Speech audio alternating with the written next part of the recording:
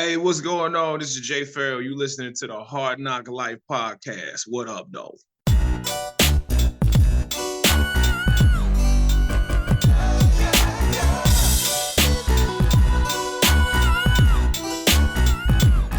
Well, it's the NOC in full color. You see me? The Hard Knock Life. Comics, movies, and TV. Yeah. 3 weeks or so ago, we took a break. 3 minutes ago, we got on the Zoom. 3 seconds ago, we have started Hard Knock Life. Welcome back, everybody. I'm Keith. Hi, I'm Dominic Ma. It's Hard Knock Life. One thing about that opening score I really appreciated the use of the old school Euro style fonts. Font nerds may appreciate that font is associated with like sci-fi tech things of a certain era and made me feel at home. Yeah, So, no, I actually really enjoyed the opening crawl, mainly because, we're talking about the Superman movie, by the way. yes, well, no, we probably should have started with that. 3 minutes ago, we remembered to intro the topic. Right. When he announced Superman Legacy, like however many years ago, he used an image of All-Star Superman. Mm. And he was very upfront, James Gunn, about the influence of All-Star Superman on this movie. And I don't love that book, honestly. Like a lot of people talk about All-Star Superman as one of the best It's fine. It's not one of my favorites. It's one of them. It's a good one. It's fine. Yeah. Like I don't hate it. There are Superman stories I hate, and at least it's not one of them.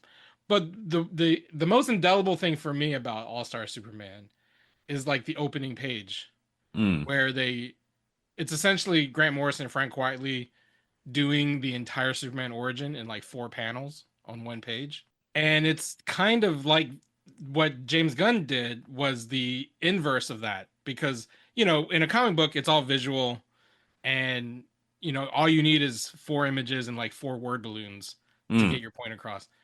And what he did with the movie is in like 4 sentences, do away with the origin and just drop us in media res. Yeah. No, you're right. And I think better than Star Wars does, honestly. Yeah. Yeah, sort of like when the Civil War, they finally figured out to elide the Spider-Man origin. That happened here, right? And Right. very on purpose. He didn't want to show that origin story again.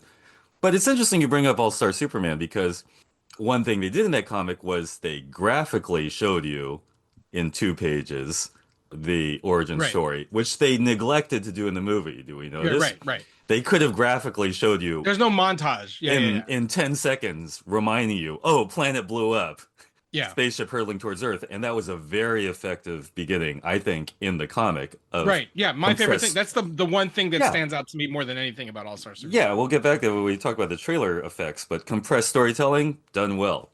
Now, Grant Morrison is a writer in comics. His stuff is particularly weird.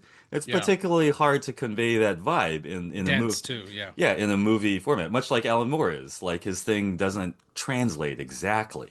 So anyway, so those are the thoughts I thought bouncing off Yeah. of the All-Star Superman reference. I think what I mean, why it reminded me of that. Yeah. Visually, it doesn't, because it's just against like snow landscapes. Right? Yeah. There's no like montage underneath the text. So it does play more like Star Wars in that it's not a crawl, but it's like here's some text to read at the beginning to get you caught up in where we are in the story. But what I like about it more than Star Wars is it's at least more elegantly written than Yes. a Star Wars crawl. Yeah. And he uses this kind of repetition of like 3 centuries ago, 3 decades ago, 3 years ago. Yeah. Magic Magic number. number. And it ends with 3 minutes ago, Superman loses his first battle. And that explains that whole opening sequence we've seen like a million times in the trailers and in the, sneak peeks on YouTube for the last year and a half or whatever. Yeah. It was cool. I mean, I had mixed feelings about this film and just saw it yesterday, and I have a lot of open questions. I mean, Well, let's get into it. I mean, we are going to, if we haven't already, spoil everything about the movie. yeah, spoilers. So yeah, already forewarned, spoiler alert. And we'll give our thoughts about the film and what we think it portends for the future, and maybe how it stacks up against other interpretations. Before we get into it, like, getting into like the depths of the film itself, I don't think you and I have, I mean, I know generally I have a sense of your Superman, worldview. But I don't know exactly if you're like you count Superman as one of like I don't like your Superman a go-to lot. characters. Yeah. I don't like Superman a lot. You can't avoid him being Right. a comics fan, so I think he's all right. He's not my favorite. On the DC side, it would be Batgirl or Green Lantern. Sure. Not the one that's in this movie though. Not the one that's in this movie. There's so many Green Lanterns to choose from. That's the thing. You can keep defecting from your favorite Green Lantern, but that's a whole other story for later Yeah. down in the Gunverse. And I do get the impression from that you have strong feelings about Superman. In fact, you made a top 5 list of moments. I was trying to go over those moments and see if I had equivalent feelings. Yeah. But yeah, so I'm one of those guys. Superman is just okay. And then, like in the comics, there's a Superman. In the animated, there's a Superman. He's been in several incarnations in film and television. What's your history with all those different incarnations of Superman? Like, were you fans of like the Oh, old Reeve oh movies? yeah, Did I've you seen did you watch everything. Lois and Clark or Smallville? I have not watched the old George Reeves series Like ever? Not even when you religiously. were a No, kid? I've watched snippets of it. Sure. But Christopher Reeve I grew up with, Right.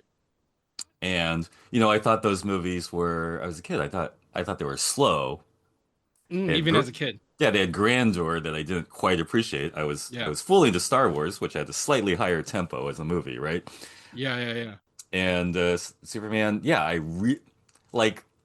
Let's say this as a comics fan forming identity, I really, really wanted to like them. And I ended up sort of liking them, and I didn't like love the comic movie experience until like Batman '89 or something like that. Right. I mean, you and I are of similar vintage, and that's pretty much the same Right. origin story cinematically. Like, I mean, as you can see, if you're watching this, there is a giant Michael Keaton Batman poster to my right. So Yeah. that is still the Batman is still the top. But I'm very chalk when it comes to my favorite superheroes because like my are Batman and Superman. Like Sure. Sure. I'm not punk rock when it comes to naming No. my Yeah. favorite superheroes. And they tried to make a movie to serve you, and look what happened. So I will say, yeah, I was, I love the first Christopher Reeve movie. I don't really love Superman 2 like a lot of like fanboys do. Like a lot of people Mm, put Superman 2 above. I don't really I did like Superman 3 Superman 3 is excellent. when I was a kid. Like the one thing about Superman 3 is that the she's not Brainiac, but like that lady who gets turned into like a computer Oh yeah, she robot turns into a was Borg terrifying assassin. So scary. when Good I was a kid. villain. Yeah. Yeah.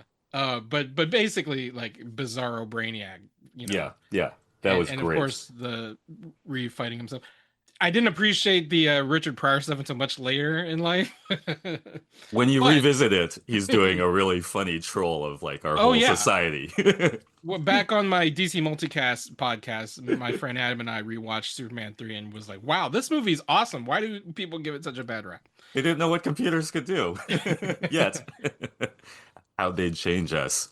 Yeah, exactly. And I think I've long stated on this podcast and others I loved Smallville Yeah. Yeah. for its entire run. So Yeah. I've got like several bars that this movie had to clear, and Sure. I think it does. I will say before we get any further, it's not my favorite Superman movie, but it is up there. It's still flawed. I think every Superman movie that's come out has flaws, Yeah. and this movie's not unique. But I do think, and I'll also say I'm not a huge James Gunn fan, honestly. Sure. I don't love the Guardians movies, and I'm not sure like his sensibilities are the same as mine. But I Mm. will say that I was pleasantly surprised in how well this movie works, Okay. despite a couple things that I didn't think worked. But we'll get Well, into it. as someone who thinks about the Superverse a little bit harder than me, I mean, what what would you say is the identity of this movie so far, as opposed to the Donner films had classic cinematic grandeur. The Snyder films had what they had, which Hmm. you can isolate as slow motion violence. Yeah, They had an identity. What? sure, a visual identity for Yeah, sure. and a little bit of like a concept story, a vibe Yeah, identity, well, sort of. Zack Snyder's Ayn Yeah. Randism definitely peeks Were through. you able to discern an intentional identity in this movie? I think what James Gunn is going for, particularly in this, and perhaps like his approach to the universe building that I've grown weary of over the last several years is that the identity of this movie is bringing the kind of weirdness of the comics and the cartoons to live Mm, action, because mm, that's what we've never had. We've hmm. always, like, the Donner had the cinematic grandeur, but if you've ever seen any of the behind the scenes stuff from the Donner films, the word that Richard Donner uses constantly over and over, verisimilitude, right? You Sure. will believe a man can fly. Sure. The Snyder camp, even though it does get fairly like fantastical towards the end of Justice League, if you would remember, started out very Christopher Nolan produced, and Christopher Nolan's whole raison d'etre with superhero movies is grounded in the real world, Right, right? right, right, right. Man of Steel, the trailers for Man of Steel, which I still contend are still my favorite Superman movie, are the trailers for Man Sure. of Steel, not the movie itself, Yeah. but the teasers and the trailer, because they're like, what if Terrence Malick did Superman, Yeah. right? That's how those trailers sold the movie. The movie itself wasn't that, but Yeah. that's how the trailer sold the movie. So Superman in the real world, very much. Okay. And I think the Gunverse is, what if Grant Morrison's comics were live action? Hmm. That's Yeah. that's what I got from this, which No, I that. wasn't necessarily expecting. I mean, you expect it when you see the trailers, but like just how much it embraces the weirdness of the world. Like, what I kind of dug the most is how the people of Metropolis, sure, they're like scared and when the giant kaiju shows up, but they're also kind of used to it, Yeah, yeah, which was, I yeah, thought, kind of nice, kind of cool. yeah. No, that's interesting you bring that up because if we think about the history of it, definitely those two major universes, Donner and Snyder, they were making a conscious effort to be grounded, right? Because the Yeah, the project is make a superhero palatable to normal audiences, right? Not just yeah, nerds. So the action of that is have to ground it somehow, right?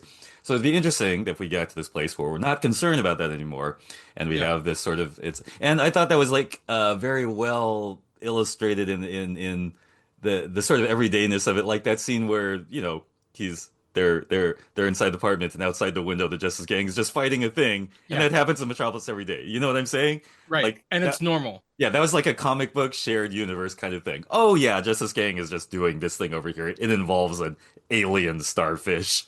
Right. Well, and then like They'll the fact that handle it. Superman himself is so nonchalant about it. He's like, "Oh, they got it. It's just an interdimensional imp." Yeah, right, Like, right, and right. then but the beauty of that scene is that, and I know we're kind of Besides jumping the around. nice lighting effect. Yeah, yeah, Yeah, yeah. yeah. Is that even though there's like this gag in the background, because that's what it is. It's this like comedy gag, Yeah, because like fucking Green Lantern's got a giant baseball bat he's hitting yeah, the the starfish with, right? yeah, It's that as humorous as and campy as that is, it actually doesn't take away from the emotion of the scene between Lois and Clark in that moment. oh yeah, yeah. It's very well done that Which way. that's what's amazing, because you Yeah, would just and my audience was kind of giggling, but yeah, like you're still enraptured by Lois and Clark like realizing what they mean to each other. yeah. Sure. So, is it fair to say you were charmed by this I Lois I and was Clark dynamic? I Dynamic? was Kent, like, I was gonna Kent say Lane, Klein, the the Clois Lent, close. the Okay. Clois. Yeah, I mean, Tom Welling and Erica Durance are still my Mm-hmm. OTP, right? Mm-hmm. But Rachel Brosnahan and David Corn Sweat, their chemistry leaps off the screen, Yeah, it's very. Yeah, it and works. very much so. And every time they're not in a scene together is the I was gonna say, like, before we get into like what I thought didn't work. I think every time they're not sharing a scene together is when the movie's at its worst. It's at its Yeah, best when like the best scene. I wish they didn't release it, honestly, is the interview. yeah, yeah. That interview scene has a lot going on. And yeah, no, I didn't quite think about it that way, but you're absolutely right that the most sort of potent chemistry is going on between Lois and Clark. And in another world, that we would have made a whole movie about that. Uh, but then there's the right. Okay.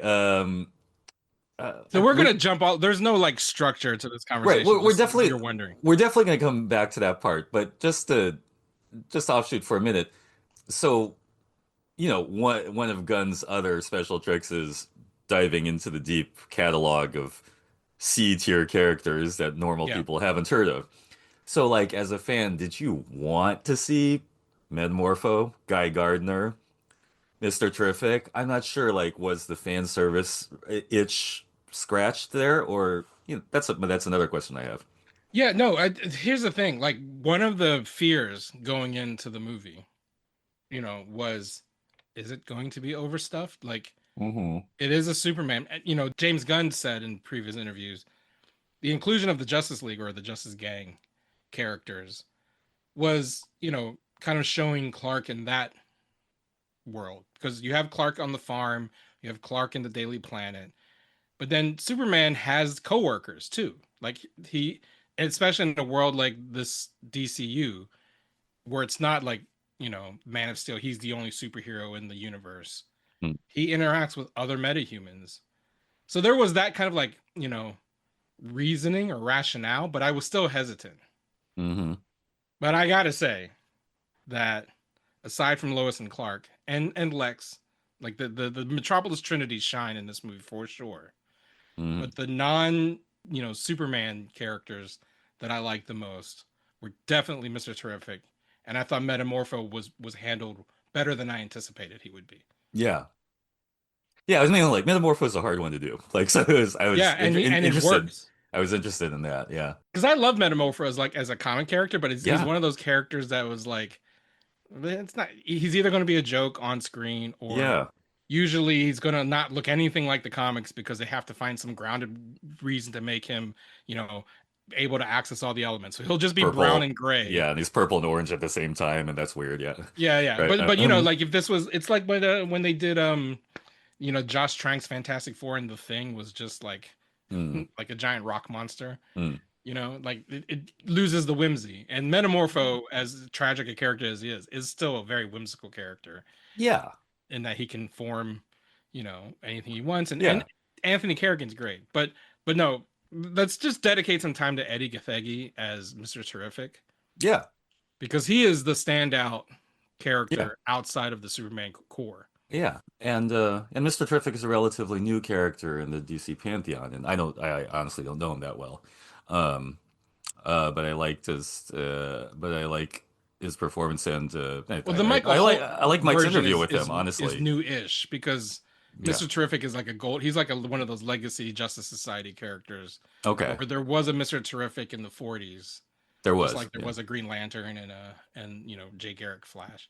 Yeah. But then the Michael Holt version of Mr. Terrific, he's been around for probably, I would, at least 20, 30 years, I think. Anything 20 years is newish. Yeah, it's Okay. post-crisis. Damn it. Post-crisis. Okay. Yeah. Um, I didn't mean, but his branding is not as strong as Green Lantern is. Oh, for sure. Yeah, That's or what I'm saying. But Hawkgirl, right. or Hawkgirl. Not that that even matters. But yeah, Mr. Terrific, cool gear, man. This gear is cool. Third smartest person in the DC universe, apparently. Like, if we're keeping track, like, is Lex above or below Yeah, him? it's like Lex, Bruce, and then Michael Holt are like the three smartest people. Great. In the DC Yeah, universe. and the costume works, and thank God he's there to be Lois's buddy on this long, complicated, side trip they get to while the other Justice Gang guys are slacking. And he has a standout fight scene. Like, every James Gunn movie has that like long tracking, whether it's the hallway fight in Guardians 3 or the Yondu thing with the arrows. Yeah, He's got that whole like set to like a rock soundtrack. I think this was yeah. I wonder if Iggy Pop is at the end, right? The Yeah, Pop. Iggy Pop was at the end. I wonder if James Gunn has a lot of drones in his personal life. Yeah, if it's Yondu's arrow or those little T-spheres, he does like that little flying thing around that shoots at you. Yeah. Anyway, but that's neither here nor there. I don't know. Okay, yeah, he did a good job. Guy Gardner, like, if you know Guy Gardner from the comics, like, you aren't like surprised by what Yeah. Philin did. Maybe for those who don't know, it's sort of a fun take on, like, oh, he's kind of a jerk superhero. I get it. Which is the whole Guy Gardner vibe. Right. And I will say I was rooting for there to be more Hawkgirl. Yeah, she doesn't do a lot. Hawkgirl was just like sort of there. And at one point, she's reading a newspaper. Is that even realistic? Does that age Hawkgirl in this iteration read a newspaper? I don't know, but that's again a minor detail. Okay, so where are we? What? So, I yeah, still have questions, but go on. No. I think again the kind of like C-list superheroes that get introduced I think for the most part worked. Hmm. They didn't take away from anything. I didn't feel like they were a distraction. The way they're utilized works because, like, again, like oftentimes when you overstuff superheroes in a movie, especially a movie that's supposed to be, centered on the title character. I don't know. Let's example Captain America: Civil War. If someone told you that Sure. movie's first two words is Captain America, you'd be like, "It is." Mm-hmm. Like, it doesn't seem like a Captain America movie, right? It's clearly Avengers 2.5 Yeah. or whatever. This doesn't feel like that. Like when the Justice League show up, it doesn't feel like, oh, this is just a Justice League movie. It's like, no, it's Mm-hmm. how does Superman react to them? So like when they show up against the kaiju, it's not okay, let's team up and be, it's like, come on, guys, let's do this a better way. Like Yeah. Superman is reacting to how the Justice League is acting.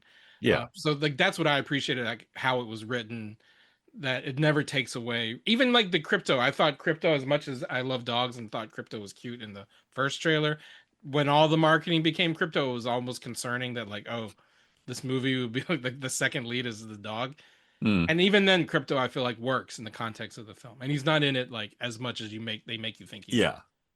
But yeah, the crypto thing is a flex, though, definitely. Well, and and what also Crypto portends later in the movie and future DC movies we'll talk about in a second yeah. is what I thought really, really well done too. Yeah. I don't yeah. The perspective, the debate between Superman and the Justice Gang while they're fighting the kaiju is very illustrative and works well to set up the conflict of his point of view versus the other metahumans that already exist. I still my whole big bomb to drop of whatever, as far as it matters, of my opinion about this movie is relates to Superman's actual his actual thought process in the interview scene. And I don't know when you want to get to that. Let's talk about it, because the interview scene is again my favorite part of the film. Yeah. It works. Okay, a little secret. I just got out of the movie about 2 hours ago. Well, have you seen it twice? It was Nice. my second view. Nice. Like a true fan. Went right back to the source. So it's still pretty fresh, but please tell me what is your concern with Clark in that? I like the scene. I like the way it's set up. From the trailer, I had this basic feeling he's that guy who is just like, fuck the rules, I'm gonna do it my way. It sounds nice when you're being like, no, people were gonna die. I stopped a war. But Lois, adroitly, as a journalist, must point out is, no, you're just being that guy who goes, fuck the rules, I'm gonna do it my way. And as you know, because I think James Gunn has a particularly strong voice to speak to, let's say, young white dudes, I wonder how this lands. I wonder how this will be interpreted. And I do think Clark's sort of posture in a lot of the movie is, as opposed to the earlier ones, he's a young guy figuring shit out, right? As opposed to the earlier ones, Reeve was very like an authority figure. He's already like, he's there. He's figured it out. Do you know what I mean? So this is both a change for Clark's perspective, which is probably more like what's going on in Smallville, honestly, right? Than the Christopher Reeve movies. And then the inverse is the Henry Cavill, was like, I am your Messiah. Right, like, right. I figured out from jump. I figured out past this, and I just, I'm way above you. So I feel like Superman in that moment in the interview scene is like the guy who's going, man, if I could only make the world a better place, I'll just go do this right now, like a boss. What do you think about that? No, I think that's a very insightful reading, because the other thing that's kind of hard to miss, and I'm curious what your thought process was with the whole Boravia, Jaranpur allegory. Yeah. I mean, allegory is even like, is it an allegory? Because like it's very, very much. Let's just get it out of the way. Israel Palestine, like it's an allegory because they changed the names, which they had to, and that's fine. and DC can get away with like just making shit up when it comes to countries, right? Well, to be fair, it is a weird attempt to morph Russia, Ukraine, and Israel Palestine into one conflict, which you can debate whether that's a good idea or not. But anyway. Well, but I feel like the Gaza stuff fits more neatly, and again, none of this. No one is saying James Gunn like sat, because he wrote this movie like 3 years ago. Yeah. Not that Palestine and Israel is only since like the last 2 years. It just feels like that on the internet. But Israel Palestine has been a thing for centuries. But we're just talking about like, to your point, the way I look at that is very much like there's a lot of this kind of like white saviorism, even in the whole leftists online talking about Gaza, right? Yeah. Like there's a lot of that. So I think that's offset also by the Lex Luthor allegory as well, because he's the other side of the white guy. He's another version of that. Yeah. Sticking his nose into places. And he again, it was a more topical movie than I anticipated, because Lex Luthor, what he represents are like the Gamer Gators, like his whole crew. Yeah. They're playing Ultraman like a video game. Yeah. Yeah. But they're also like cultishly following him the way like Elon's bros do, or the MAGAs follow Donald Trump. Like everything he does, he's surrounded Apple. by yes men. Yeah. So yeah, I think both Lex and Clark are I mean, which makes sense. They're the arch rivals of this. They both have that. I think, but that's the Superman problem. Like Superman is the white. He's a unilateral weapon. He is, right, except for when he was played by right wing blowhard Dean Cain. He's always been played by a white guy. Oh, right, that one. And just the one non-white guy to play him is a right-wing blowhard. So like, best laid plans. Wow. So yeah, so Superman can't avoid the white saviorism, but I think it was more pronounced when you have like this, Israel Gaza allegory on top of it. Yeah. But that was hard to like separate, because even the evil president guy, he was like a Netanyahu like stand-in. It was like not even subtle. Well, yeah, I mean, I think for better for worse, he set it up that there could be multiple readings of this fictional setup. And again, back to, you can kind of argue that's a thing that comic books does well, and we can debate whether it works well in the sort of mass market movie thing. Yeah. I thought, I thought it was a good premise for a conflict. I didn't like petty. Boravia is a stupid word to say 20 times in the movie. Like I realized it was actually from the Silver Age of comics. It was one of the made up countries they had, but whatever. Yeah. And so I was asking you sort of where do you stand on the unilateral dude action? Yeah, I mean, I think that's so baked in the cake when it comes to Superman. Yeah. Like, because that's what he does. He goes in and he, I mean, that's the thing that it was like, even watching the trailers, like, oh, they're doing that again, because that was a plot point in Batman versus Superman, right? Superman injects himself into this Middle East conflict, and that's why he's at the U.S. Capitol when it blows up, because they brought him in to testify or whatever. So like, that's such a common Superman trope that like I didn't bump up against it as much. Where I thought you were going was what the chatter that I've seen the most online, in terms of like people who had complaints about like the way it messes with the lore, is the kind of like the Jor-El twist, where the Kryptonians kind of send him the common story is that Jor-El and Lar were these like noble people on Krypton who knew the planet was going to explode and no one believed them, so they sent Kal-El off to survive the dying planet, benevolently sending him to Earth where he can inspire people to follow him. And that's the story that Clark believes his entire life, and that's why he becomes Superman. And it turns out that the second half of that message was also, we want you to conquer them. Now, I've seen a lot of people really upset about that online. Right. And you've seen the movie twice at this point. And I have seen the movie twice. Say what's really going on. Well, no, there's no evidence that it's not true, right? Because like like that's all set up for the ending where my real parents are my adoptive parents, right? Like that's kind of like the punchline to that whole setup is at the end of the movie. But it's also, to me, maybe the reason I didn't bump up against it as much as some people have is that this is not the first time this trope has been used in Superman either. Because in the Birthright comics, that's the whole plot point that Lex does, is he convinces the world that Superman is evil and they turn on him. Even in Smallville, like when when you first encounter the voice of Jor-El on Smallville, he's a little bit more vague about conquering Earth, but Hmm. it's pretty. Every time Jor-El involves himself in Clark's life, it's always really bad. So like, Huh. evil Okay. Jor-El has never, like, I don't bump up against the whole quote unquote evil Jor-El as much as some folks have, Hmm. but the political allegory, I guess, the contemporary allegory is that, what at least some of the chatter I've seen online is that, one of the stories that they've been promoting for Superman, James Gunn and Cass have been saying how this is an immigrant story. Hmm. How Kal-El, Superman, Clark Kent is this undocumented alien who arrives on Yeah. Earth and is unfairly treated by the billionaire. Yeah. But the chatter I've seen is that, like, by making the people he comes from evil, it kind of upsets that whole like good immigrant story. Yeah. That's interesting. We'll have two major things to say about that, but really quick, wait, how do you literally understand that plot point? I've only seen it once. They, I thought that was uh, Lex just bad translating it.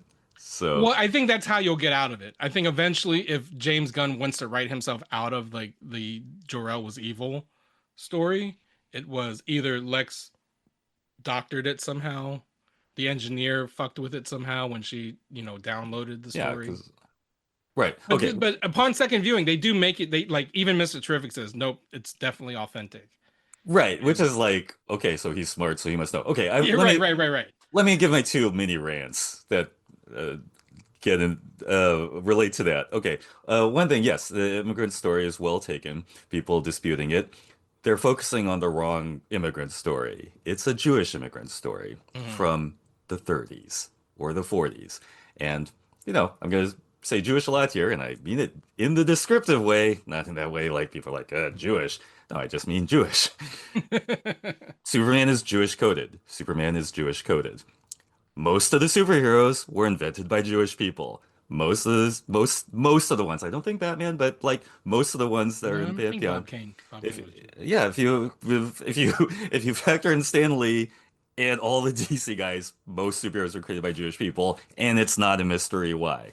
Why did we get this idea that we needed a super being to resist a terrible threat, an unbeatable threat? Who would come up with that?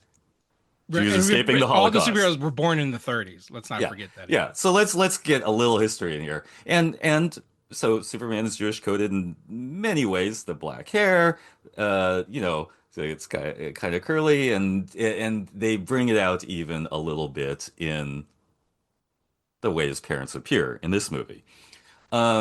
And of course, people can have their uninformed feelings about that, but that's just how it is. And that's a very poignant story that makes Superman who he is. So but that also makes it more complicated, where you say, oh, actually Jor-El and Lara were evil. If you Okay, but that's extend my that, second right, point. because that's the trope of the dual loyalties and But okay, that's my second point because I don't buy that part at all. The one part yeah. I did like about the movie, I was surprised to find myself liking about this Superman movie was the part where Lex gets everyone to believe Superman is bad, like in a Yeah. minute from a deep faked, badly translated video. I don't know, maybe even 8 years I wouldn't even have believed that. But now I'm just like, oh yeah, he would just Well, everyone because he would. also has those monkeys trolling on the internet constantly, Right. So the which was James. unfortunate. I feel like James Gunn's kind of commentary on like why he got canceled a few years Well, ago. yeah, absolutely. And James Gunn is extremely online. I mean, he's an Yeah, extremely online he is very personality. much We can accept hashtag that. super shit. Right, right. He thinks about these things, and they're important things to think about. But yeah, so I was like, they just deep faked his precious video of his mom. How's that going to go over? Oh, the whole world believes it in 2 minutes. Go figure, huh? And Yeah, I wish I remember the time when I didn't believe that could happen, but now obviously it happens all the yeah, time. yeah. So we get that. So we get where Superman can go into super bad just based on one guy deep faking a video, which is how I interpret it. I don't fucking I Yeah, I I mean, immediately knew it was a deep fake. That's my modern reaction. well, I think too. Like my thing with like again, I didn't bump up against it when I first saw the movie. Then I read all this chatter online where people were like deeply upset that it ruins core Superman lore because Jor-El was supposed to be benevolent and you know I think it's like finding out God is not real. You know what I mean? For a lot of people. Well, but yeah, again, that's stupid because you can't know. Yeah. They're arguing this on the basis of this is true or that is true. It's a video that Lex Luthor messed But with. to your point, It has that's how no gullible people are now. right. Right. Exactly. So So you're that's just falling. what the And the thing hell? is, like, and you know, I alluded to it earlier. Like, I appreciate this movie doesn't it kind of like builds it world builds without like obviously hitting you over the head with it. Like, there's not an after credits sequence that makes you Hmm. that you have to sit through the credits to just to know what the next movie is. But they do That's set funny. up the next Yeah. movie, and I think they do it in a more subtle way Okay. when Kara shows up at the end. Oh yeah. And I don't know if you've read Woman of Tomorrow, have you? Haven't. It's excellent. Does she go to party on other planets because she can get drunk? Yes. Okay, great. Well, at least it's the premise of a comedy. Because she's traumatized. Okay. Like, and I think they didn't want to like introduce like, oh, Kara has all this trauma and that's why she's drinking Hmm. at the end of this Yeah, movie. it would be a bit much. Right? Yeah. But the whole premise of Woman of Tomorrow is that Kara is dealing with her PTSD of having witnessed the destruction of Krypton twice. Right, right. Because at her origin story, at least the one that, you know, there's so many Supergirl origin stories. There The one are they go several. with Yeah. in Woman of Tomorrow is Argo City survives the initial destruction of Krypton. Okay. And so they're floating in space, but they're slowly dying of kryptonite poisoning Man. as they're floating through space. So Kara, as everyone knows, Kara was a teenager, Clark was a baby, and it's just ironic that when she lands on Earth, she's still a teenager and Clark's a full-grown adult. That's like the Mm, classic mm. Supergirl story, even though she was supposed to be older than him. But they explain that in Supergirl is that she, you know, again, she survived that initial explosion, floats around space for a while, sees everyone dying from kryptonite poison, and then eventually Argo is destroyed. I think there's like a meteor shower or something. Mm. And then that's when Zor-El sends her away. Okay. Hmm. But so she's kind of like reliving that trauma, and then she's planet hopping to red sun planets so she can drink with Crypto. Hmm. And she encounters this little girl named Ruthie, whose father was murdered by like a warlord. And so the rest of the story is like Lone Wolf and Cub, True Grit in space, Hmm. where Kara and this little girl are going on this vengeance quest. The movie's going to add Lobo to that story somehow, Great. with Jason Momoa. But I think, The bad boy she meets in a bar, perhaps. yeah. And you know, spoilers for Woman of Tomorrow. Go. Crypto gets gravely injured in the first issue. Oh. I think he survives. I think Crypto's alive by the end. But you don't like There. for at least 8 issues, you're like, they fucking killed Crypto. What? You're a Superman fan. There isn't a Reign of the Alternate Crypto storyline. Like 4 dogs different come No, it back, explains and how streaky like Supercat one of shows them is right. Exactly. up. I'm glad you brought that up because I haven't read that series, and I uh, suggest you read it ASAP because it's I, amazing. at first blush, thought that moment with Supergirl at the end was stupid. But there, I'm being the non-comics fan because I didn't Yeah, read yeah, it. yeah. But that's interesting. Okay, that's a story. So I read that in a, I was like, I bumped up against that because I really like Supergirl, but you know, that's a story. We'll see how that story plays out. Okay, set my mind a little bit at ease. Um, of all the weird things that happened in the movie, of all the like leaps of like audience buy-in, I thought that like Olsenmacher was the weirdest thing. Like I didn't get that Jimmy Olsen Tessmacher thing at all, and I didn't even really buy it. It seemed like Well, but they make him like a contrived for plot, but go on. he's like a ladies' man. Like there's they set that up He with like is? I because like they okay. set up these like 2 interns. Like, oh my god, Jimmy looked at me. Right. Okay. So that guy is a ladies' man. Yeah, Yeah, okay. somehow That's a little the nerd power fantasy. that's a little white guy nerd fantasy talking and being realized. Good for him. Okay, but do you know what? Okay, no So I mean, we were so let fine me with ask that. you. That was just weird. So I'm coming off as like someone who's just glazing this movie up and down. Yeah. And but there are things I didn't like about the movie. Shall we get into Sure. those? Sure. You mentioned you didn't at first like the Supergirl cameo. Is there Yeah. anything else that you bumped up against before I dive into the sequence that I didn't like the most? Well, that was part of a whole mishmash of things. I'll say my my general thing was the representation problem, the perspective of the head white guy in charge. And, I don't know if this is going to get me in trouble. You can edit this as you like. And again, this is not specifically like criticizing James Gunn. I think he's the best at wrestling with this problem of the dudes we have. But let's say it's a systemic or a, institutional problem. The head white guy's in charge and makes a good faith effort at diversity and representation, which and multiculturalism. And those are still good words. Those are not bad words. They've just got badly framed. Diversity, equity, inclusion. We should always strive for it. It's the goal.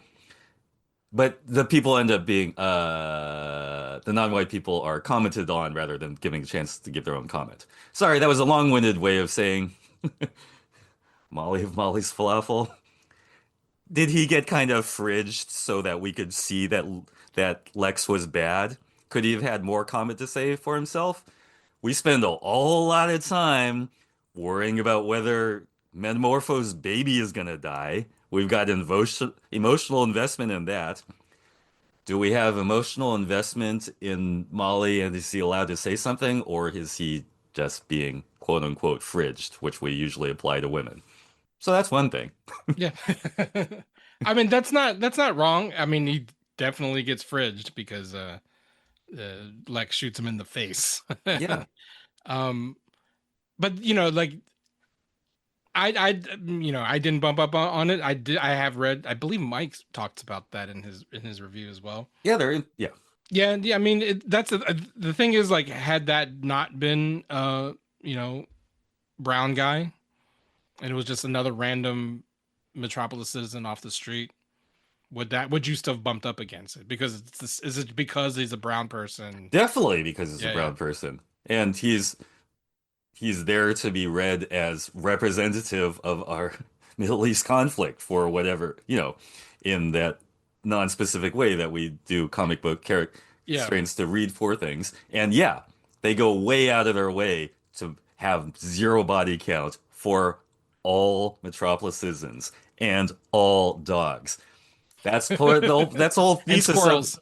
and squirrels. That's the whole thesis of this movie is Superman is going super out of his way so no one dies. Oh, except this one person dies. Go figure. Well, at least we know Lex is bad. But we knew Lex is bad because he's fucking racist. And anyway, go Yeah, on. yeah. No, I But mean, this is not a yeah. resolvable problem. I just want to bring it up because it's Right, an right. issue. No, I mean, that is I won't say it's an inescapable problem, but I think, like, to me, what maybe because I was so caught up in, like, especially the first time, like, holy shit, they are really, like, anti Netanyahu government. Mm, That scene read to me in the moment as, because you remember the Gerkos guy, the Netanyahu stand-in, is also there mm. laughing Yeah, as the brown guy gets shot in the face. yeah, he's just a freaking jerk. And no, but again, it's like, whoa, that's like, I mean, that's kind of what a lot of people on Twitter do anyway, like showing you the monster that is Mm, Israel and the victims that are Palestinians, and what are you going to do about it? You know what I mm. mean? So that's kind of how that scene read to me in the Yeah, moment, because I did not going in think that it would be so easily to graft the Gaza conflict onto yeah. the Jaranpur Baravia stuff as Well, it yeah, as it ended up and being. I'm gonna say it plays out like a meme going around the internet more than a real world situation. Well, That's yeah. the effect I got from it. Well, and So, honestly, but that's kind of and that's maybe now I'm going to get in trouble. That's kind of how it feels sometimes when you have the online activists. right. So It is more performative than solutions oriented, it's unfortunately. it's very chicken or the egg. Is James Gunn reporting on that phenomenon of being extremely online, or is he part of it? He's both. Anyway, I mean, yeah, I but mean, yeah, yeah, that wing of the internet loves this movie for that, which is, sure, I'm happy for you, because sure, so, but it's interesting because my least favorite part of the yeah. movie Please. is related, because it's all the stuff in the Pocket universe. Oh my God, that part was so weird. Go, yeah, please I go mean, it's on. weird, and I'm glad to like, embrace the weird, but it was a little too much. You know how my thing with superhero movies is when it gets a little overly CGI slop. Yeah, that was the most CGI slop in the whole. It had literal slop going through the bottom of every frame. And the rules were very unclear, like what's going on. Yeah. I The think pixelated river of whatever anti-protons, yeah, anti-protons. which I still buy more than Olsenmacher, but that's another that doesn't even matter. Or But even like the whole Baby Joey stuff, like it added this weightlessness. Like yes, whenever there's a fake baby in anything, right. whether it's American Sniper or like a sitcom, like fake babies take me out. Yeah. And you're supposed to care about them really a You're lot. supposed to care. Like when you said you care about baby, like no, you don't, because Baby Joey is He was, being tossed around. Like yeah, any like infant a in that football. situation would be dead. Yes. Yeah, you're right. Even alien mutant babies. That was not realistic. I meant he was, he was the Infinity Gauntlet. He's the magic football that if we get out of here, we win, right? Yeah. But I'm with you that Pocket Universe was so out of like what well, I It was didn't out of pocket. it was out of pocket. It was off the hook. It was why does Mr. Terrific and Lois have to stand on that little ledge for 20,000 minutes just observing? I did not understand anything. There's some offhand thing of like Metamorpho going, I can't carry the baby and be elemental at the time. Oh, now I can. Oh no, I couldn't. Right. I was being the nerd who's just like the rules of this are just like Or I mean, what? again, embrace the weird. But Okay. the way that Superman survived the black hole was Oh my God. blowing it. He blew away from a black hole. I mean, he's got That super really breath, is his sure, best but like superpower. okay. His super breath is so strong it can push against a non-point. As the singular, or I don't know if singular. I don't have physics. I don't know if a black hole I don't is know. a point You know in what's on the space other or side of the not. black hole, right? What? Bizarro world. Right. Okay. So the whole point. Okay. Fine. Yes. What is the super breath pushing against when No, that he's I don't know. That I have no idea. ejecting himself away from the black hole? Like, because a lot of people, again, I should get offline. I'm too online. A lot of the Snyder Bros that you were referencing earlier were like, "See, this Superman kills too," because like, what's the main point of contention of Man of Steel when he snapped Zod's neck, right? Mhm. Oh yes. And so at the end of this movie, the main bad guy turns out Ultraman is a clone of Superman. Sure. Like that was obvious from like the first trailer, whatever. Yeah. And when Clark finally defeats him, he lets him get sucked into a black hole. Yeah. He kind of actually hits him into the black. He doesn't just like, it's not like Yeah. I don't have to kill you, but I don't have to save you. Yeah. It's like he literally throws him into the black hole. Yeah. But I don't think he killed him. I think clone Superman falls into the black hole. Like I actually thought if there was a end credit sequence to set up something, it would have been like Ultraman waking up on this square planet, because all those particles were cubes that were floating into the black hole. Totally. No, if you've read like a Superman comic, that's totally what happens. Guys, do the reading, please. Read the assignment. And his face would be all like distorted, like Bizarro. Yeah. No, I thought that was a very good setup for that thing. For that. Yeah. But again, that whole ridiculous Pocket Universe. All right, before we talk about the Snyder relationship, have you said your piece on the Pocket Universe problem? Yeah, that was the main thing. That and as much as I said I liked the opening crawl or the like text, I did feel that there was more telling than showing. Sure. And that was a little annoying. Like Superman's speech at the end, honestly, I didn't love it. Mm-hmm. Like in theory, I like it. Like if it was written on a page, if it was a comic, it would have worked. It was very comic booky, right? But it was weird to happen, at that moment. Yeah, like for Superman to say that to someone did not work. Yeah. And that was a little unfortunate because I think David was awesome as Superman throughout. Yeah. Like not a misstep, and I don't blame that on him. I think he did the best he could with the dialogue, but I just thought that did not. Yeah. Like there's the ultimate, like to me the best villain hero conversation is the Dark Knight Joker and Batman. But Batman doesn't say anything. It's all Joker, right? It's all Joker. Like, are you talking about complete me in the Dark Knight? Are you talking about the Killing Joke or Dark Knight? In the Dark Knight movie, I'm talking about cinematically. Oh, okay. Cinematically, right? Sure. Like, you've changed things, right? and all that kind of stuff, right? and then Batman's like, "You're a crook," and Yeah. that's all he says. Yeah. I mean, and Yeah. then devolves, and he's like, "Where are they?" Yeah. But that's, I think, what they were trying to do with like the whole Lex speechifies and then Superman speechifies, and it just didn't work. Yeah. You know what would have worked better, James Gunn, if you're listening, is if Superman had suddenly developed his super cross-posting power and he just posted it to all his accounts, which is really the payoff we'd been looking for the whole movie, was Yeah. for Superman to finally post. And he does it instantly, and the world goes nuts, and he's one of those guys that has 15 million followers in one post because he's that famous. And it's that. That's his one Well, post. Superman doesn't do the social media, as he said. Right, but would be the payoff of the movie. If you introduce that problem, why doesn't he do it by the end? Anyway, I'm just saying it would have worked a little better than him just spouting it out in the middle of a in the middle of a fight. Yeah. I totally get that. Yeah, you wanted to like that moment. I wanted to like that moment a lot more. Right. It just was oddly placed. Yeah. I'm, Yeah. Yeah. I'm just Absolutely. I'm suggesting an alternative. Okay, there's something I do want to talk about in the history aspect because I was rewatching like the Man of Steel and stuff like that this week. You talk a lot about the trailer and what a wonderful effect it has with the editing and the music. My question is, as far as Man of Steel, were we kind of with the whole hopeful vibe until up to the snapping Zod's neck part? Because that's the whole thing. The discourse around this movie is that the hopeful vibe is back, right? When I was reviewing it, Man of Steel had that up to a point. Do you know what I'm saying?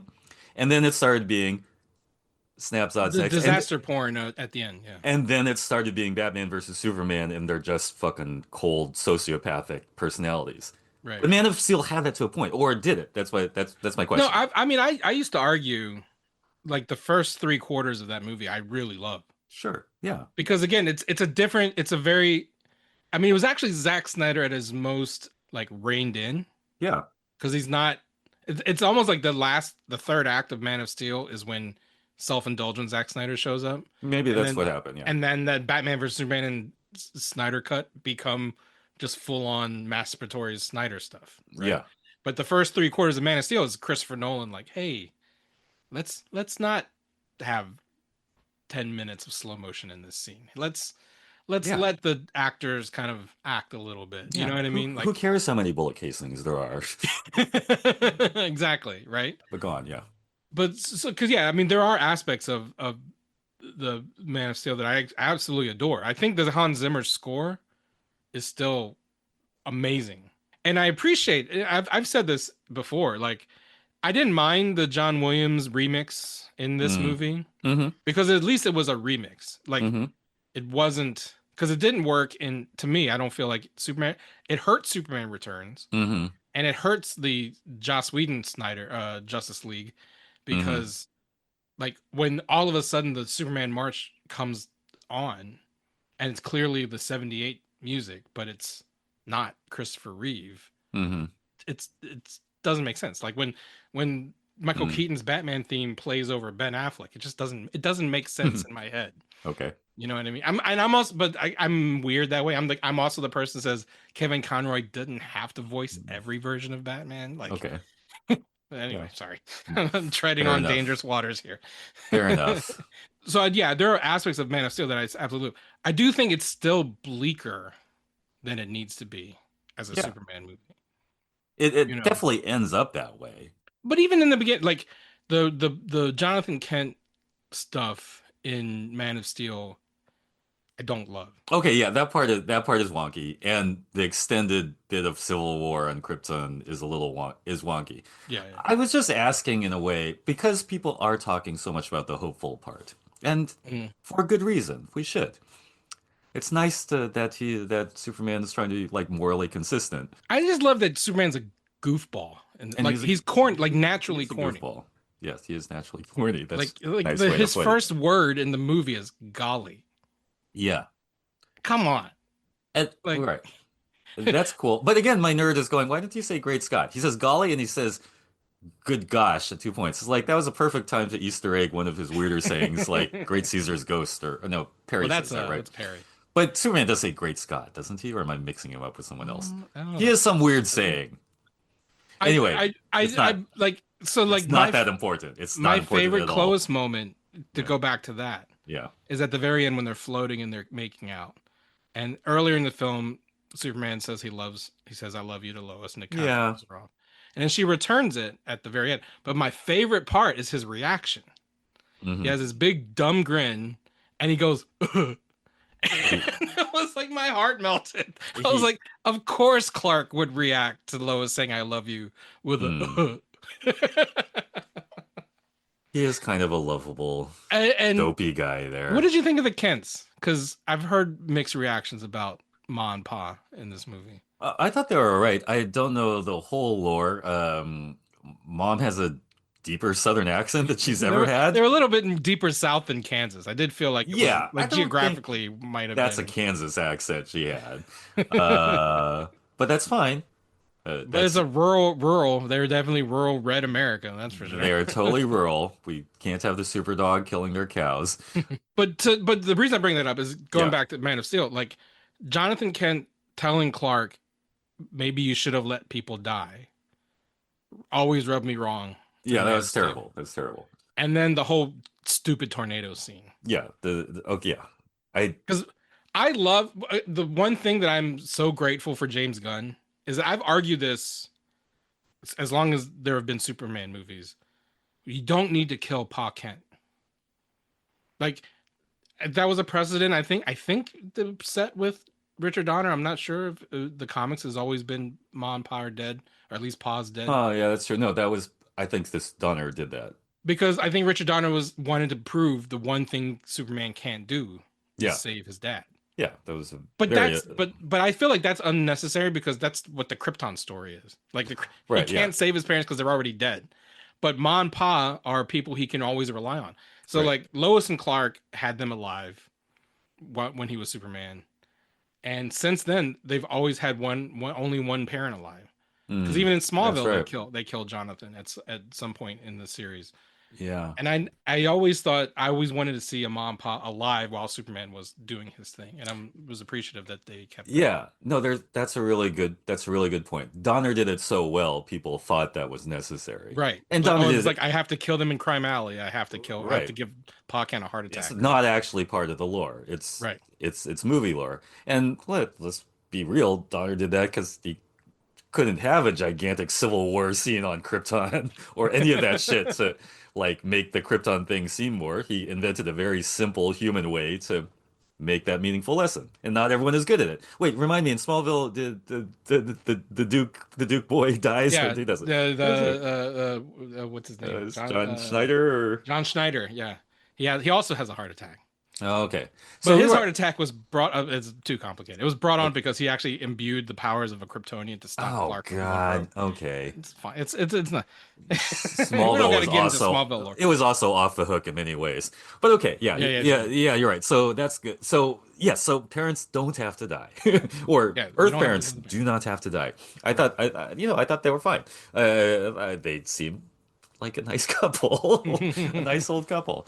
Regional accents notwithstanding, and Yeah, we just have to. Well, I wouldn't know it's to funny say. because James Gunn is from Missouri, so who knows? Maybe in rural Kansas they talk like that. Or she could have moved from Yeah, somewhere. I mean, that's not the most impossible thing. yeah, Um, and it was, and it's nice because it gets that rural city kind of dynamic, which, the idea that Superman's like fighting for everybody yeah. across state lines, across demographics. Yeah. So before we wrap, there was a quick Peacemaker cameo.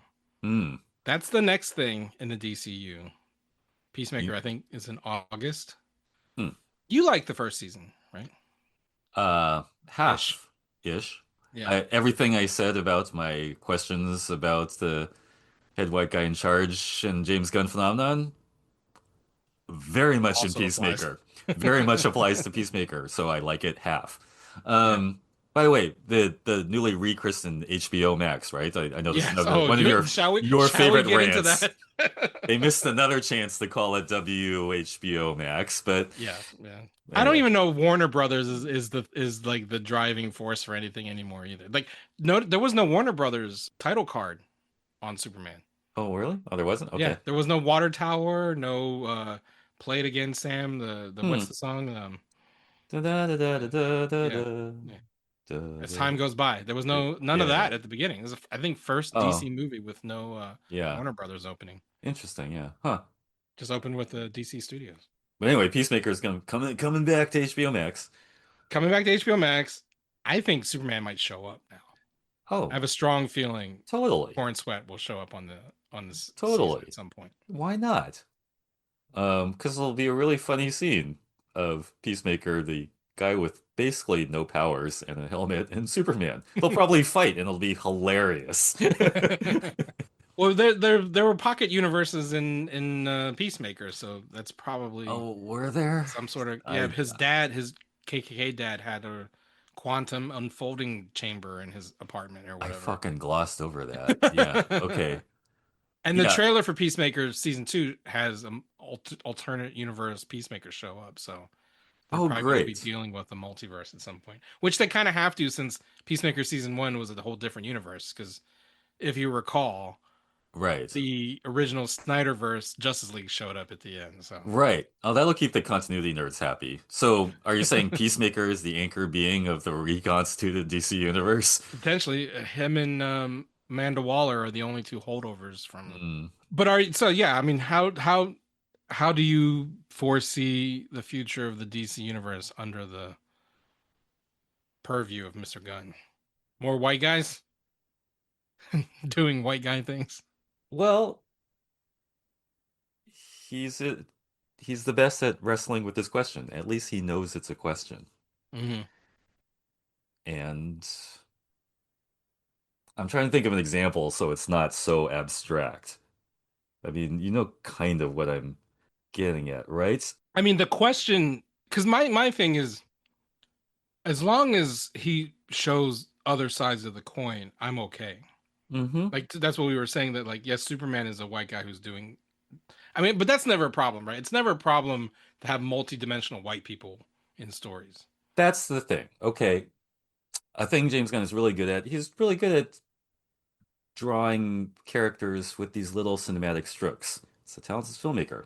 Example, when they're evacuating Metropolis, do they need to focus on that old lady's fishbowl for 20 seconds? They don't, but it does something. It makes you part of her world. Again, the non-white people are part of that world too, and we would like to see their stories being drawn in that way. And I say it with this passive voice because that's how it works. You're a filmmaker, you get to make choices. Who has a voice? How are these stories come across? Um, and when and it's just this ongoing thing when you're with a head white guy in charge, you just may not know what it's like to be the little guy posture. And you can draw us and you may be like, uh Molly's he's a falafel stand or he's a shawarma stand. What's the difference? What's offensive? That's not the question. Is he a real guy? That's what I'm saying. And just because I'm getting worked up because the goals of diversity, equity, and inclusion and representation and multiculturalism are what we're going for, not what we're fighting against. So you didn't think it was a Um, nice touch that Clark wrote the true hero of Metropolis was Malik Ali, and he had the front page story of the Daily Planet I after I was Superman looking saved for the world? something. It is a nice touch. It's a reparative thing. It can be And it's thrown. something Superman would do, right? Like it's It's something Superman would do. And again, I'm not trying to be weird and saying, "Oh no, we needed a half-hour backstory on Molly." But I'm trying to point to the fact that the way you got us into the old lady with the fishbowl evacuating Metropolis, you can do that with people who aren't white people. Uh, so I mean, he was the guy who helped helped Superman at the beginning. yeah, and that was fine. It was kind of a trope. It was weird. I mean, why did he need to help Superman out of a crater. Like his power, Superman's power levels are weird at this point. Like he doesn't actually need a guy to help him up, does he? I'm saying like those thoughts, those parts felt less thought out than other parts. That's all I'm saying. You know what I mean? Yeah. I mean, but okay, if that scene works for No, you, no. I mean, yes, it does. I'm not trying to argue. It does. I'm just. Again, maybe, Yeah. I should no longer be the head of Nerds of Color because I did not notice at No, it's all just that it was a depends. problem until you brought it up It just now. depends how you gauge these things. It was a little weird. Like I just thought it was weird that he that on several levels. Does Superman need a guy to help him up? Well, no, but I And mean, he that and gave me Raimi Spider-Man vibes of like okay, the yeah. people of Metropolis are, again, so much of this movie seemed to be a rejection of the Snyderverse, where like there was a distance between like Superman's a god and the people worship him or are at his mercy, right? Like I know there's this, I don't remember if it's Man of Steel or Batman versus Superman, but it's one of the things I hate the most, honestly, because there's a flood, which is very relevant to like our times today. And the Hmm. people like drew a giant S on their roof and they're like, help me, Superman. Oh yeah, yeah, yeah. And Superman just floating above them and her Yeah. hand reaches out. Again, gorgeous image, Yeah. cinematic, Great beautiful image. image. Yeah. But then when you take 2 seconds and think about Superman just like floating, looking at her, like what? Hmm. It's a Mm. little, he's cold because there's a Hmm. similar shot in this movie Hmm. when he prevents a building from falling on a woman in a car Hmm. and she drives off. And then you see Superman floating in the rubble Hmm. and she looks behind and she sees him. But that's like that's such a, to me, the opposite. It's the inverse Yeah. because it's Right on. like he's watching her to make sure she's okay. Yeah. And she's like in, gratitude driving away that he just saved me. But it's a similar thing where you have this, Superman floating above the earth, but he seems he's more vulnerable in this movie for Yeah. No, I sure. totally see He's that. more Yeah. empathetic in this movie, Yeah. and you don't get that vibe from Henry Cavill Superman at any point in any movie. Right. Unfortunately, yeah. And that's totally true. And that's a really good direction to go in. If we're Yeah, doing a long game, let's trend in that direction because it is more about, because yeah. Superman has to have like he needs to be the contrast. Like he works against Guy Gardner because Guy Gardner's the jerk. If Yeah. you make Superman a similar jerk, there's no contrast. When Batman Yep. eventually shows up and he can be dark and brooding, which I don't think the DC Batman will be the dark brooding. I think he's going to be like the Batman family Batman, where like he wants to be dark and brooding, but he surrounds himself with all these like colorful children Okay. Yeah, right. who Which call him out on his bullshit. that's a fun concept now that you put it that way. Yeah. I hope that, I mean, they say that it's going to be Batman and Son, Mm. so it makes sense that like he's going to have multiple Robins at that point because Damian Yeah. is his like fifth Robin. It's kind of, Yeah. I know we're running out of time, but like you told me to watch Ar- Batman Ninja versus Yakuza League, and I like love that movie. Go on. that is the weirdest fucking thing I've ever seen. Maybe because Well, I never weird watched is the Batman problem. Ninja. That probably didn't help. And I also didn't watch it dubbed. Mm. So everyone was speaking in Japanese. And I wasn't paying like close attention the entire time. So I probably missed some things. Mm. But I mean it was Well, weird as shit. that was weird as shit, but so was the 70s Silver Age Superman that we're Yeah, talking yeah, about. yeah. As a contrast of a weird thing, I loved Batman versus Yakuza League, Batman Ninja versus Yakuza League. I just loved all the uh, Japanese pop cultural redraws of Right, right, the right. of the Justice League Justice characters, League. and it was kind of like Ninja Scroll. Awesome. Anyway, that's a whole other thing. But yeah, I Final get. thoughts on Superman? Okay, Lex calling out the number letter combinations all the time was just stupid. That was just like that was a thing that just didn't could have Didn't done work. something better. Yeah. But cool parts of this movie. Cool movie. Well, what did you think? I mean, we didn't talk much about Nicholas Holt. We Did didn't. you think he was a good Lex? Did As you think he, other than the calling out the combinations and as it's shooting the yeah. brown guy in the face? Well, the calling out the letter combinations was just I could have been something else. Um, I like that he articulated this thing that Lex is racist, and that's part of why he's such a bad guy.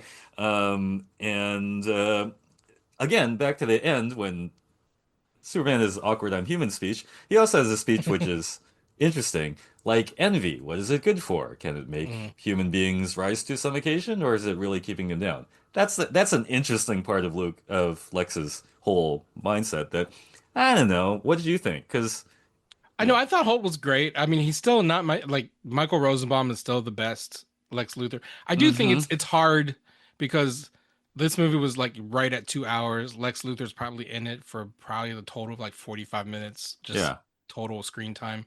And then, Michael Rosenbaum was Lex Luthor for 7 seasons. So like yeah, he's had more time to add depth and story and background. So I'm always gonna have a soft spot for Rosenbaum. But I think cinematic Lex Luthor, Nicholas Holt, yeah. untouchable because no one in the movies got the opportunity to play comic book Lex Luthor. Hackman Well, in Space, or at least the modern comics version of Lex, the billionaire genius, yeah. because Hackman and Spacey was playing a version of Hackman, and Hackman was very much like I mean, he was not even mad scientist version of Lex. He was just like the underground, obsessed with real estate, Yeah, goofy well, I criminal don't version know. of Lex. Mike mentioned that in his review, and this invites a larger question. But what do you want out of Lex Luthor? Because okay, I'll just say, Intense jealousy and hatred of Superman. as a comics reader, I do not get Lex Luthor as a character. Mm. He's positioned as the bad guy. He has to be the bad guy.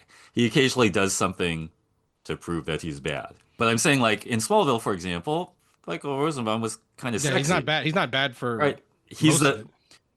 I'm gonna say Lex in the live action versions is like the bad boy you like, right? Mm. Often. Or Michael Rosenbaum was definitely that, right? Yeah. Complicated, kind of No, no, not so sure about Jesse Eisenberg, but Jesse Eisenberg, the sort of tech weirdo, bro. Yeah. but I still don't get him being I still don't get the evil thing. I've never gotten that. And maybe that's why I don't enjoy Superman as much as other characters. Well, I think I've said this before. Like this movie does what I wanted the Man of Steel sequel to be, Mm-hmm. and it was perfectly set up, right? Because Superman and Zod destroy Metropolis. Mm-hmm. The sequel should have been Lex Luthor turns the world against Superman because look what he did to Metropolis. Yeah, yeah. And they kind of go halfway there, but they just make it Bruce Wayne instead. Bruce Wayne Right. wants to kill Superman for what he did to Metropolis. And if I could go back in time and rewrite anything, it would be cast Ben Affleck as Lex Luthor and just make his whole thing. If you do that, Batman vs Superman is probably my favorite movie because now Right. it makes sense. Now it makes sense why the billionaire guy out to kill Superman, turn the world against Superman. He creates a kryptonite suit to kill Superman, and then there will be no save Martha thing to twist at the end. Right. If anything, Batman shows up at the end and defeats, Power Suit Lex Luthor after he tries to kill Martha. Because remind me, Batman and Lex Luthor are different characters because I'm joking, but you know what I'm saying. Because yeah, there should be no billionaires, no billionaire superheroes, no.